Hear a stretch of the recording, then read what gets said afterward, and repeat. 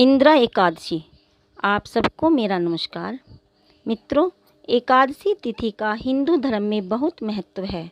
इस एकादशी का व्रत करने से पिछले कई जन्मों के पापों से मुक्ति मिलती है और अपने पूर्वजों को मोक्ष की प्राप्ति होती है। 2021 में इंदिरा एकादशी 2 अक्टूबर 2021 दिन शनिवार को है। व्रत का पारण 3 अक्टूबर 2021 दिन रविवार को सुबह लगभग 9 बजे तक है। अश्विन मास की कृष्ण पक्ष की एकादशी का नाम इंदिरा है। इस एकादशी के व्रत को करने से समस्त पाप नष्ट हो जाते हैं तथा नरक में गए हुए पितरों का उद्धार हो जाता है। हे राजन, इस एकादशी के कथा के सुनने मात्र से वाजपेयी यज्ञ का फल मिलता है। प्राचीन सतयुग में महिष्मती नाम की नगरी में इंद्रसेन नाम का प्रतापी राजा राज्य करता था। एक समय राजा अपनी राजसभा में सुखपूर्वक बैठा था। महर्षि नारद आकाश मार्ग से उतरकर वहां आए। महर्षि नारद बोले कि हे राजन, आपके राज्य में सब कुशल हैं। मैं आपकी धर्मपरायणता देखकर बहुत प्रसन्न हूँ।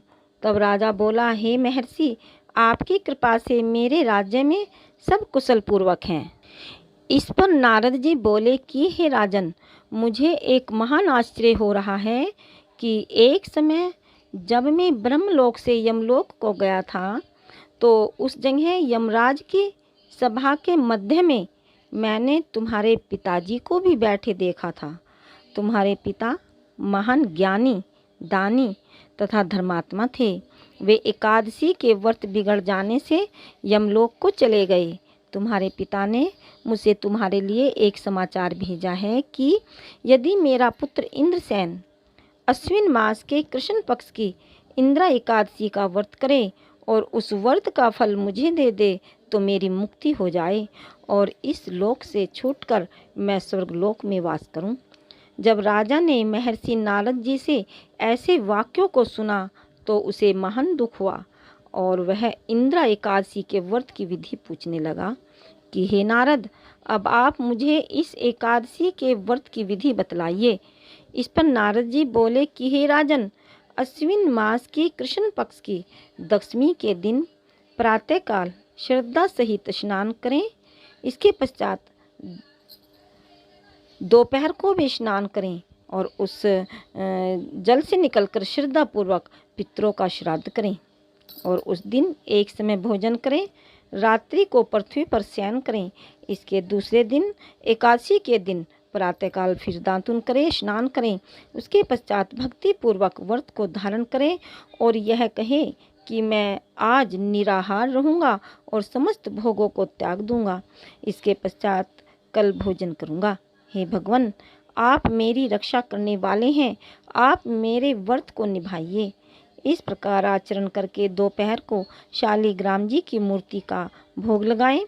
भोजन में से कुछ हिस्से को गाय को दें और विष्णु भगवान जी को धूप, दीप, नैवेद्य आदि से पूजा करें और रात्रि को जागरण करें।